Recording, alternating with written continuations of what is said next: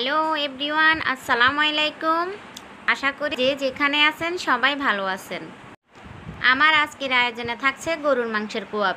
এই কোয়াবটা কিন্তু ভীষণ মজার, খেতেও কিন্তু দারুণ।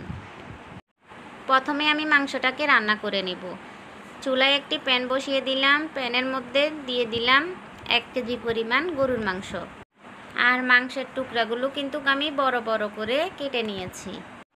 আমি ভালো করে ধুয়ে পরিষ্কার করে নিয়েছি। এখন আমি এর মধ্যে দিয়ে দিব 2 চা চামচ আদা বাটা, সেই সাথে দিয়ে দিব 2 চা চামচ রসুন বাটা। যেহেতু মাংসটা আমি ভাজি করব, তাই মশলার পরিমাণটা একটু কম দিব। এখন দিয়ে দিব 1/2 কাপ পরিমাণ পেঁয়াজ কুচি। আপনারা চাইলে আরও কমও দিতে পারেন। আমি আবারও বলছি, যেহেতু মাংসটা ভাজি করব, তাই মশলার পরিমাণটা কিন্তু কম দিব। অনেকে ভাবতে পারেন মশলা এত কম দিচ্ছেন কেন। এখন দিয়ে দিব স্বাদ মতো লবণ, আর সেই সাথে দিয়ে দিব 1.5 চা চামচ পরিমাণ হলুদের গুঁড়া, 1.5 চা চামচ পরিমাণ মরিচের গুঁড়া। আপনারা ঝালটা আপনাদের পছন্দ অনুযায়ী কমিয়ে এবং বাড়িয়ে দিতে পারেন। আর এই মরিচগুলো অনেক ঝাল বেশি, তাই আমি 1.5 চা চামচ দিয়েছি। দিয়ে দিব 2 চা চামচ ধনিয়া গুঁড়া, আর সেই সাথে দিয়ে দিব 1 চা চামচ জিরার গুঁড়া। আর এখন দিয়ে দিব কিছু গোটা গরম মশলা। দিয়ে দিব 2টা তেজপাতা, 2 টুকরা দারুচিনি, 4-5টা সাদা এলাচ, 5-6টা লবঙ্গ, আর দিয়ে দিব 10-12টা গোলমরিচ। এখন দিয়ে দিব তেল। আমি এখানে তেলের পরিমাণটাও কিন্তু কম দিব। এখানে আমি 3 টেবিল চামচ পরিমাণ তেল দিয়ে দিব।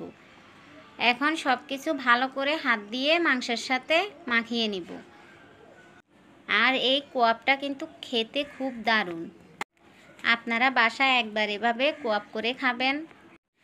আগে কিন্তু আমাদের মা দাদিরা কিন্তু এভাবে মাংসের কোয়াবটা বানাতো, আর খেতেও কিন্তু অনেক মজা ছিল।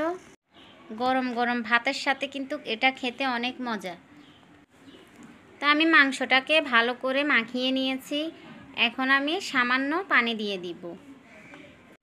মানে আমি পানিটা 1 কাপের মতো দিয়ে দিব। এই 1 কাপ দিয়ে মাংসটাকে ভালো করে কষিয়ে নিব।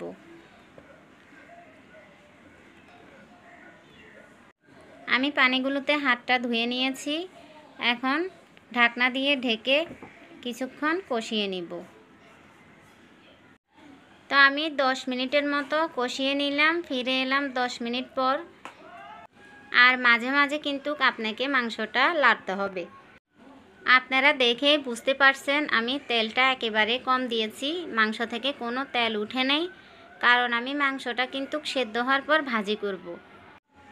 এখন আমি ঢাকনা দিয়ে ঢেকে আরও 10 মিনিটের মতো কষিয়ে নিব।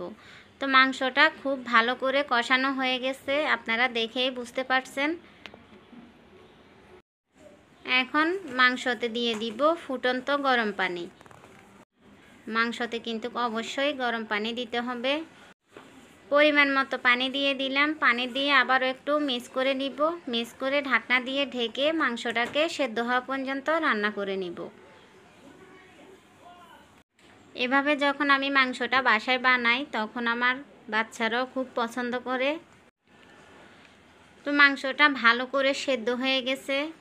এখন আমি মাংসটাকে চুলা থেকে নামিয়ে নিব। ঝোল থেকে ছেঁকে মাংসগুলো কিন্তু আমি আলাদা করে উঠিয়ে নিব। তো আমি সবগুলো মাংস ঝোল থেকে উঠিয়ে নিলাম। এখন আমি মাংসগুলোকে ভেজে নিব। চুলায় একটি প্যান বসিয়ে দিলাম। প্যানে পরিমাণ মতো তেল দিয়ে দিলাম। এখানে তেলটা একটু বেশি লাগবে, তাই আমি একটু বেশি করে দিয়ে দিলাম। তো দিয়ে দিলাম 1 মুঠ পরিমাণ পেঁয়াজ কুচি। আপনারা চাইলে পেঁয়াজটা বাদ দিতে পারেন। আমি পেঁয়াজ কুচিটা দিলাম। আমার কাছে পেঁয়াজ রসুন দিয়ে ভাজলে মাংসটা খেতে ভালো লাগে। তো দিয়ে দিলাম 1 মুঠ পরিমাণ রসুন। আমি এখানে 3টা ছোট রসুন ছুলে নিয়েছি, সেগুলো আস্ত দিয়ে দিলাম।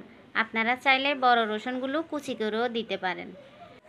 পেঁয়াজ রসুনগুলো যখন হালকা ব্রাউন কালার হয়ে আসবে তখন এর মধ্যে দিয়ে দিব মাংসটা দিয়ে মিডিয়াম আঁচে এটাকে ভেজে নিব।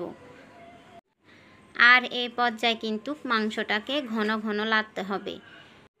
চুলার আঁচটা কিন্তু বাড়িয়ে দেওয়া যাবে না, বাড়িয়ে দিলে মাংসটা পুড়ে যাবে। তাই মিডিয়াম আঁচে রেখে মাংসটাকে ভালো করে ভেজে নিতে হবে।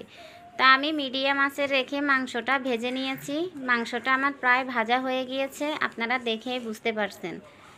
মাংসর কালারটা যখন চেঞ্জ হয়ে আসবে, লাল হয়ে গেছে, তখন ভাববেন মাংসটা ভাজা হয়ে গেছে।